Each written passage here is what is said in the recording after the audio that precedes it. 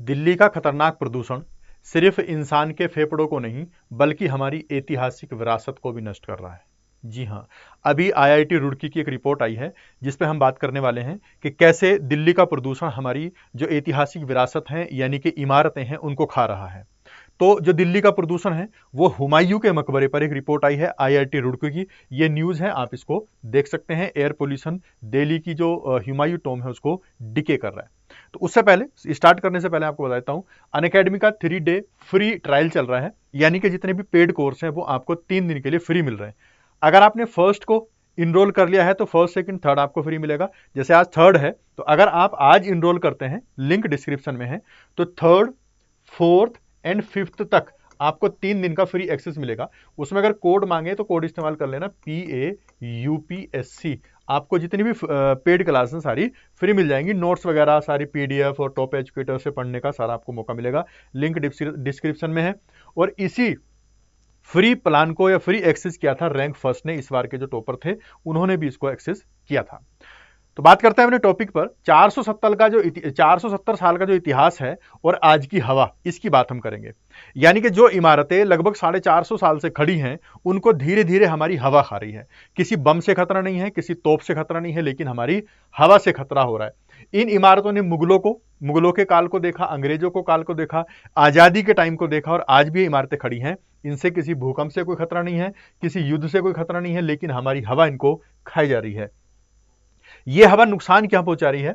जो हुमायूं का मकबरा है उस पर वायु प्रदूषण का प्रभाव पड़ रहा है, और इस प्रभाव पे स्टडी की है आईआईटी कानपुर ने और आईआईटी रुड़की ने, दोनों ने संयुक्त रूप से इस पे स्टडी की है। और इसमें जहरीली हवा जो SO2 जिसमें मिली है, NOx और PM2.5 जो मिली है, इनकी वजह से जो लाल बलुआ पत्थर है वो नष्ट हो रहा है। यानी कि एक तरह से आप कह सकते हैं जैसे दीमक किसी लकड़ी को खाती है ना, वैसे ही ये जो जहरीली गैसें हैं ये लाल बलुआ पत्थर को खा रही हैं।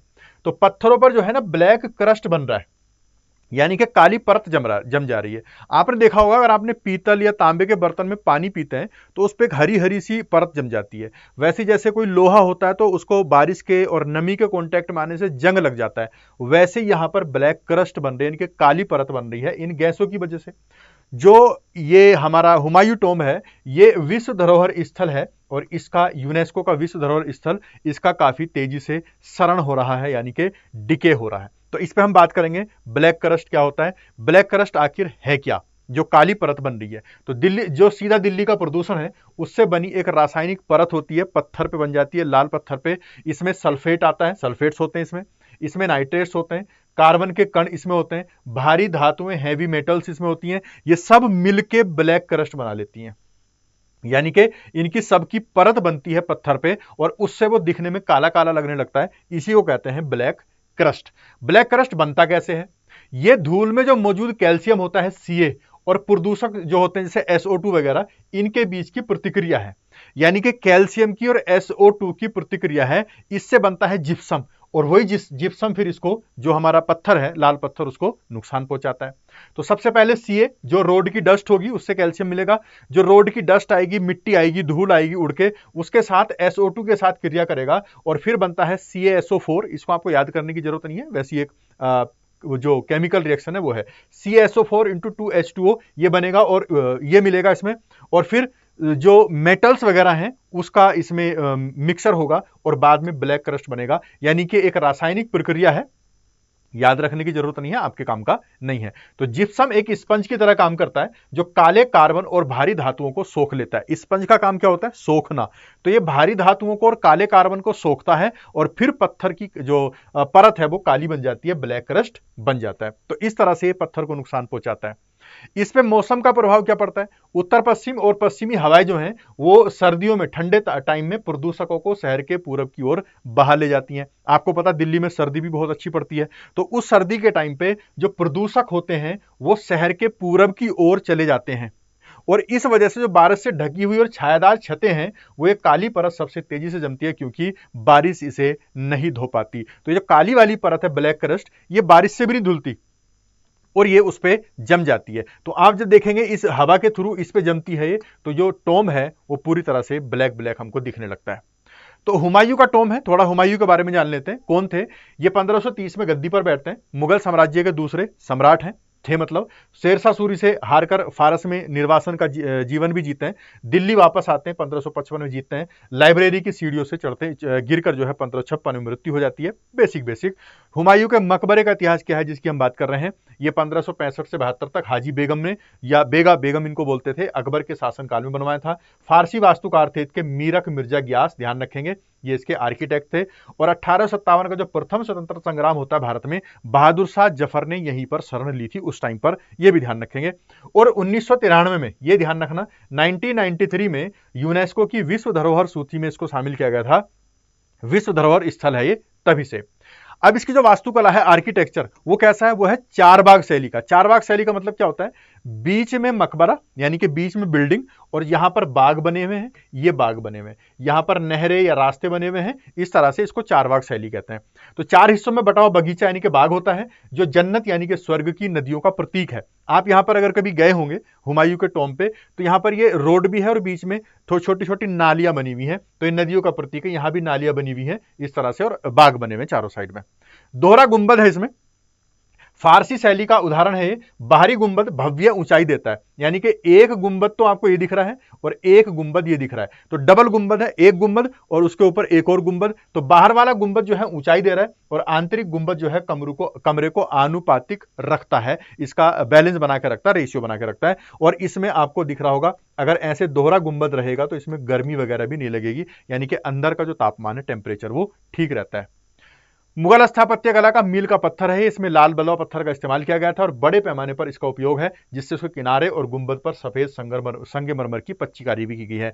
पत्थर का इस्तेमाल लाल है और संगमरमर इसमें सफेद भी इस्तेमाल की गई है। और इस मकबरे के डिजाइन ने ही बाद में आगरा के ताजमहल के निर्माण की नींव रखी, यानी कि ये कह दें आप, जो आगरा का ताजमहल है वो इसी से इंस्पायर होकर बनाया गया है। तो हुमायूं के मकबरे से इंस्पायर होकर बनाया, और ये पहला विशाल उद्यान या मकबरा, उद्यान मकबरा यानी कि बाग वाला मकबरा था। बीच में मकबरा है, चारों तरफ आपका बाग है, उद्यान है। तो इस पैटर्न पे बनाया गया। बाद में इससे आपको जो आगरा का ताजमहल है वो इससे इंस्पायर होकर बनाया गया। तो चार बाग योजना यहीं से ली गई ताजमहल की। चबूतरे जो ऊंचा बनाया गया वो भी यहीं से लिया गया, केंद्रीय गुंबद वो भी यहीं से लिया गया, जल की नहरें ये भी यहीं से लिए गई। तो ताजमहल का जो पूरा पैटर्न है, उसका जो आर्किटेक्ट है वो इसी से उधार लिया गया है, ध्यान रखेंगे इसको। पूरे ताजमहल का वास्तुशिल्प जो आर्किटेक्चरल प्रोसीजर है वो यहीं से लिया गया है, यानी कि पूर्ववर्ती है उसका। अब पत्थर नष्ट कैसे होते हैं, पत्थर के नष्ट होने की प्रक्रिया क्या है। आपको पता है पत्थर मजबूत होता है, बहुत मजबूत होता है, मिट्टी लकड़ी तो नष्ट हो जाते हैं, थोड़े वो बह जाते हैं, लेकिन ये कैसे नष्ट होता है। SO2 और NOx के उत्सर्जन से, यानी कि बाहरी वाहन वगैरह, उद्योग वगैरह, उसका धुआं मिलता है और SO2 वगैरह मिलते हैं और ये उसको नष्ट करते हैं। प्रतिक्रिया क्या होती है, नमी के साथ मिलकर एसिड बनाते हैं। जब ये SO2 वगैरह नमी के साथ मिलते हैं तो ये एसिड बनाएंगे और वो एसिड उस पत्थर को खा जाएगा। एसिड पत्थरों के सूक्ष्म छिद्रों में प्रवेश करता है, एक तरह से खाना बोल सकते हैं, आप कह सकते हैं कि ये जो एसिड है ये पत्थरों को खा लेता है। आपने देखा होगा पत्थरों में छोटे छोटे पोर्स होते हैं, छेद होते हैं, उसमें ये एसिड घुस जाता है और पत्थरों को पूरा बेकार कर देता है। रासायनिक अपक्षय यानी कि दरारें और नुकसान पहुंचाता है ये, उसमें पत्थर में दरार डाल के। बाकी सिर्फ हुमायूं का टॉम जो है खतरे में नहीं है, और भी हमारी धरोहरें खतरे में है। केवल हुमायूं का मकबरा नहीं, धूल और उत्सर्जन से भी अन्य स्मारक दांव पर लगे हुए हैं। सिर्फ हुमायूं का मकबरा नहीं, बाकी हमारी जितनी विरासतें हैं सबको नुकसान पहुंच रहा है, जैसे आगरा का ताजमहल, दिल्ली का लाल किला, कुतुब मीनार और सफदरजंग का मकबरा दिल्ली में। ये सारी विरासतें आज आप कह सकते हैं कि अपने जो इनकी स्ट्रॉन्ग स्ट्रक्चर थी उसको खो रही हैं, या धीरे धीरे उसमें एक तरह दीमक की तरह ये लग रहे हैं। इसके संरक्षण के उपाय क्या हैं, वैज्ञानिक उपाय क्या हो सकते हैं।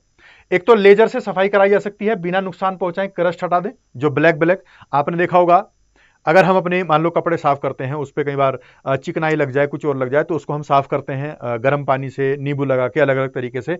तो अगर यहां पर ब्लैकिश हो रहा है तो लेजर से इसकी क्लीनिंग की जा सकती है, वैज्ञानिक उपाय है इसका। दूसरा, रासायनिक शुद्धिकरण से, केमिकल कंसोलिडेशन से कमजोर पत्थरों को मजबूत कर दिया जाए।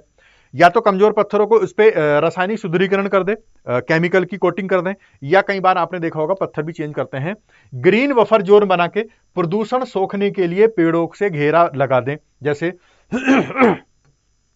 अगर ये आपका हुमायूं का मकबरा है तो इसके चारों तरफ बफर जोन बना दो ग्रीन, दूर दूर तक काफी पेड़ लगा देंगे तो ये जो नुकसान पहुंचाने वाली गैसेज हैं या केमिकल हैं वो बनना कम होंगे, यहां से इसको संरक्षण मिलेगा। तो वायु प्रदूषण पर नियंत्रण रखना ही इसका मेन उपाय है। अगर वायु प्रदूषण को कम करेंगे तो इनको हम संरक्षित कर सकते हैं, अपनी धरोहरों को। तो अगर आप यूपीएससी के पॉइंट ऑफ व्यू से देखें तो प्रीलिम्स में आपको आर्कियोलॉजिकल सर्वे ऑफ इंडिया से सवाल बन जाता है, यूनेस्को की विश्व धरोहर जो है उससे सवाल बन जाता है। चारबाग वास्तुकला है, इसकी फारसी प्रभाव है, दोहरा गुंबद है, यहां से सवाल बन सकता है। ब्लैक क्रस्ट साइंस से अगर उसको जोड़े वो ब्लैक क्रस्ट से जोड़ सकता है। अम्ल वर्षा एसिड रेन से, स्टोन बेदरिंग से, इन सब से जोड़ सकता है। आपको पता है यूपीएससी सवाल कैसे पूछता है? आपके हिस्ट्री को साइंस एंड टेक्स से कनेक्ट कर देगा, हिस्ट्री को पॉलिटी से कनेक्ट कर देगा, हिस्ट्री को करंट अफेयर्स से कनेक्ट करेगा। तो इस तरह से वो सवाल पूछ सकता है। तो यहां से भी वो क्वेश्चन पूछ सकता है, आपसे सीधे क्वेश्चन पूछ सकता है इंटरव्यू में, ब्लैक क्रस्ट क्या होता है। क्यों? क्योंकि ये न्यूज में आया है, टॉपिक है हिस्ट्री का, बना देगा उसको साइंस का। तो ध्यान रखना, इसको कनेक्ट करना भी ध्यान से। और ये वास्तुकला आप देखेंगे तो ये आर्ट एंड कल्चर से भी इसका पूछ सकता है। तो किसी भी तरह सवाल पूछा जा सकता है।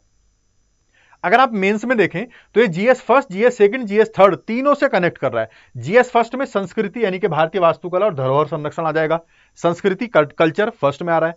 दूसरे में अगर हम देखें तो शासन आ रहा है, ASI archaeological survey of India की भूमिका, हेरिटेज गवर्नेंस, क्या क्या इसके रूल है हेरिटेज के लिए भारत में, उससे सवाल पूछ सकता है।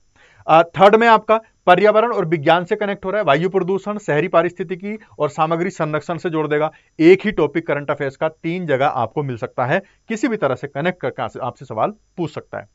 संरक्षण की तकनीकें क्या क्या हो सकती है इसमें? मुल्तानी होती है ना मिट्टी, मड पैक जो मेथड है, पत्थरों से जिप्सम और काली परत को सुरक्षित रूप से सोखने और हटाने की पारंपरिक या वैज्ञानिक तकनीक है। इससे हम मुल्तानी मिट्टी का इस्तेमाल करके भी इसको हटाते हैं।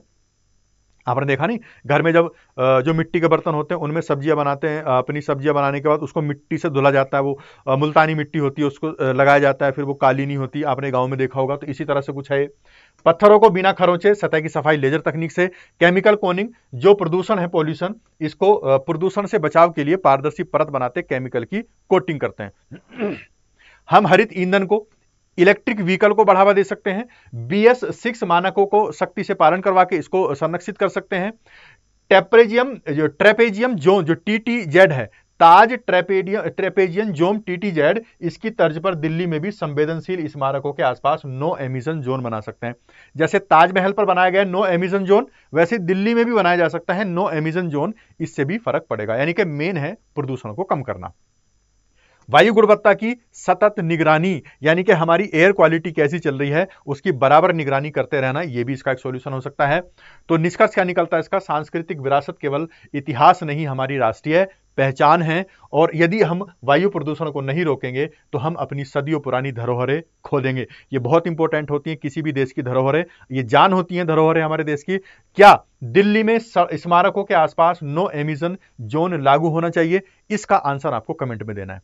क्या नो एमिशन जोन ताजमहल की तरह दिल्ली में भी लागू होना चाहिए? कमेंट सेक्शन में आंसर जरूर देना। और इंपॉर्टेंट टॉपिक है, बेसिक नॉलेज के लिए, आपके जनरल नॉलेज के लिए भी और आपके एग्जाम के लिए भी। उम्मीद है टॉपिक समझ आया होगा।